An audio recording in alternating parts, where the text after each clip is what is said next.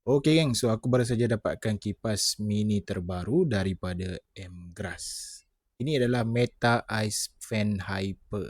Untuk kipas terbaru daripada Mgrass ni, yang ini adalah version 2. Untuk version 2 ni, apa yang bestnya, dia punya size dia lebih kecil daripada version 1. Dia ada juga bagi sekali dengan botol yang macam ni. Yang ini kita boleh isi air untuk kita isi dekat bahagian atas ni. So yang ini kita boleh buka dia punya silikon cover ni. Jangan risau, dia punya silikon cover ni memang rapat, memang tak akan bocor lah. Kalau kita simpan dalam beg pun memang tak ada masalah. So kita titikkan air yang kita banyak mana yang kita nak. Okey, nampak tak? Yang ini.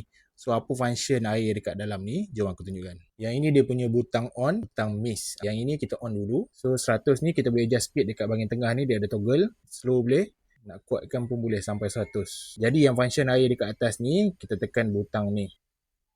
Oi, nampak tak? Dia punya mist-mist ni dia akan menyejukkan muka lah. Yang ini yang best geng. Okay, so kat sini dia boleh charging Type-C. Dan untuk pilihan warna, dia ada banyak warna. Apa boleh check link dekat bawah lah. Okay, so untuk harga memang sangat-sangat berbaloi. Aku ada sediakan link dekat bawah.